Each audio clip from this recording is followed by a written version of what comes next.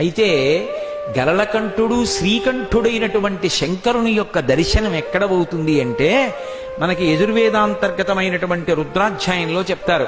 అసవ్యోవ సర్పతి నీలగ్రీవో విలోహిత ఉతైనం గోపా అదృశన్ను దృశన్ను దహార్య అని రుద్రమంత్రాల్లో చెప్తారు.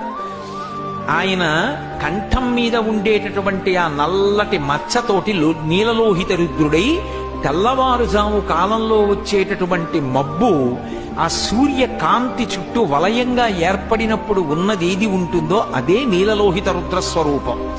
దాన్ని ఎవరు చూస్తారు అంటే ఎవరో చదువుకున్న వాళ్ళు కాదు, ఏమీ తెలియకపోయినా అరణ్యంలో ఉండేటటువంటి కొలను దగ్గరికి వెళ్లి కుండతో నీళ్లు ముంచుకుని తల మీద చుట్టకుదురు మీద పెట్టుకుని మాట్లాడుకుంటూ ఒకరితో ఒకరు నడిచి వెళ్ళిపోయేటటువంటి ఏమీ తెలియనటువంటి సామాన్యమైనటువంటి స్త్రీలు కూడా శివదర్శనాన్ని తెల్లవారకట్ట ఆకాశంలో చెయ్యవచ్చు.